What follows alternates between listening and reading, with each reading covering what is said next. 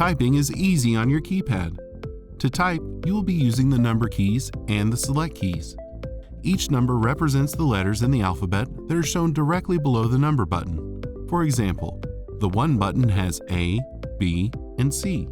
A will correspond with the first select key, B will be the second select key, and C will be the third select key.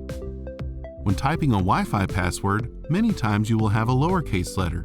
To type a lowercase letter, press the select key twice.